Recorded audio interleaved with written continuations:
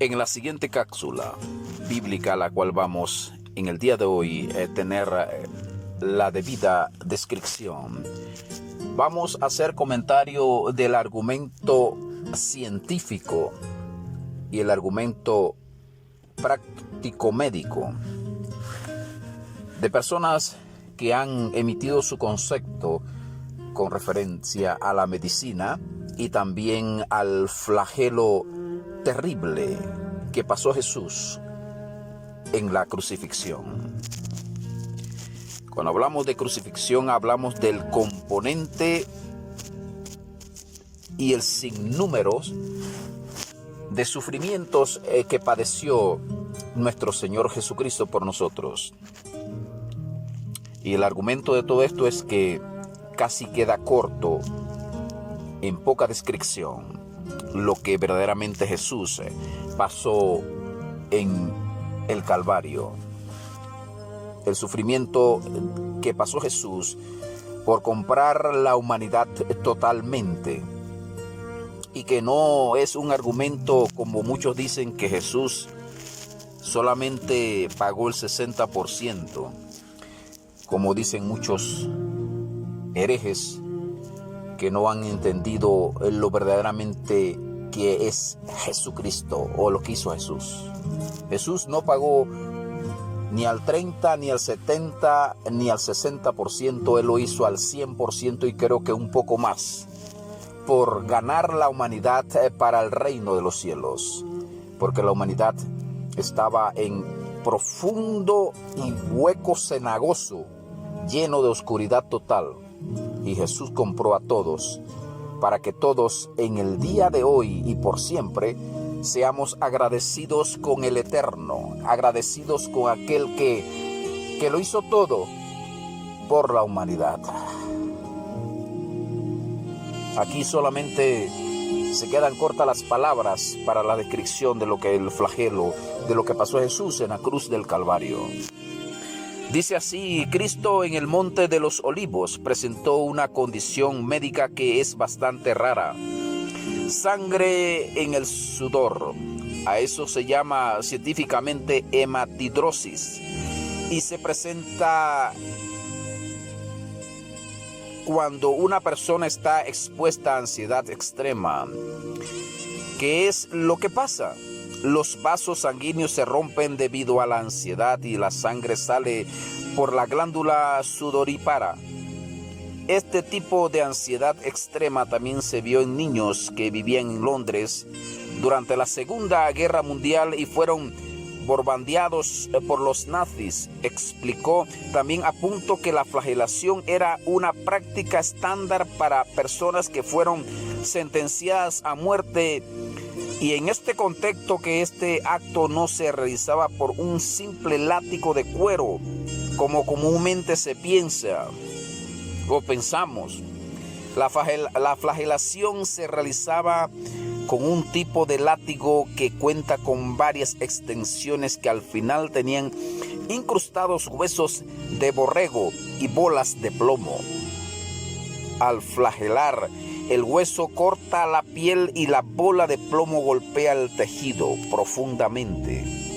Esto produce contusiones y laceraciones y los tejidos flagelados terminan como masas de músculos, de tendones abiertos, sangrando, que genera mucho dolor, un dolor extremo.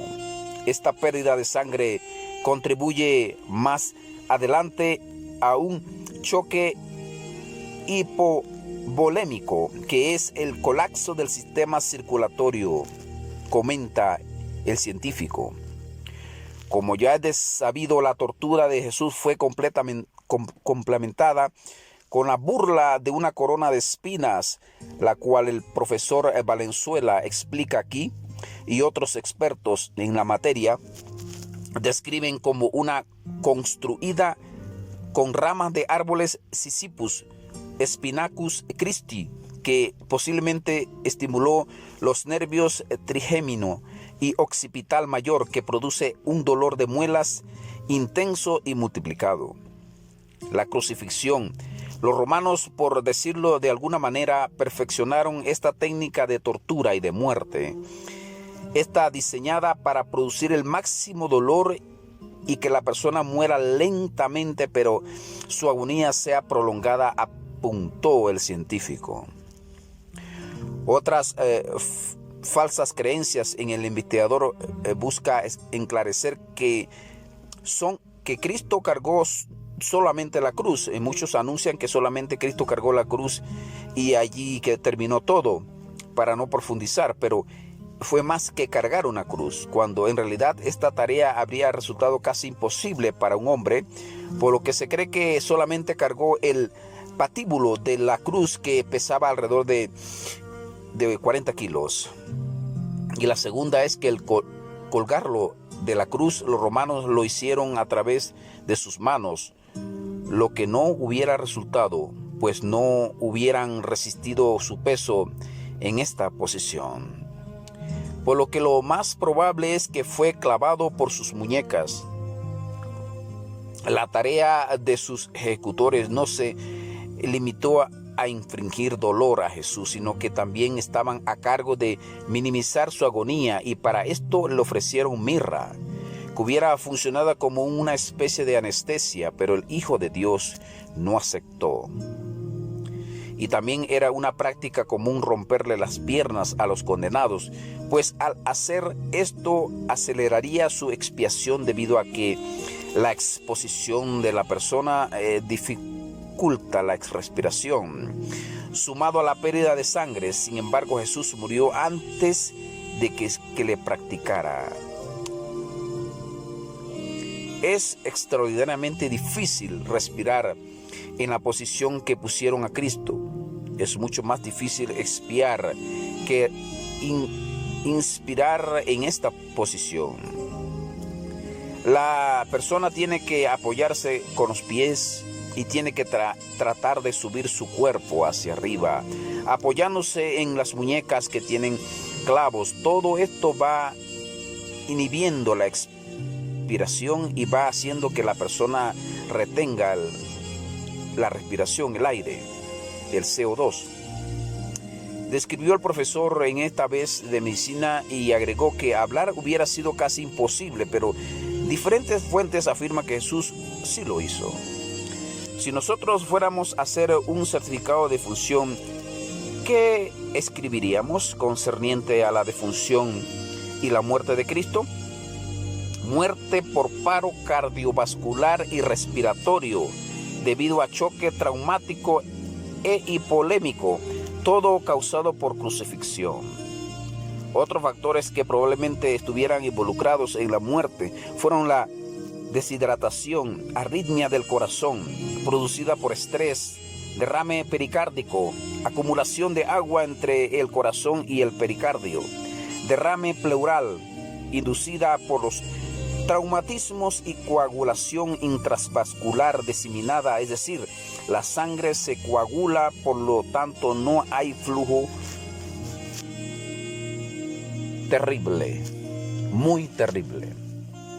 Quizás lo que el profesor y los científicos quisieron explicar acerca de la expiación en la cruz se queda corto con lo que Jesús pagó en el precio del pecado a la humanidad. Pero aún así la humanidad lo ve como un acto de historia, lo ve como un acto que no le compete pensar, ni siquiera tomarse el tiempo para decirle a Jesús: gracias porque pagaste el precio que nadie podía pagar en la cruz. Y hoy Jesús,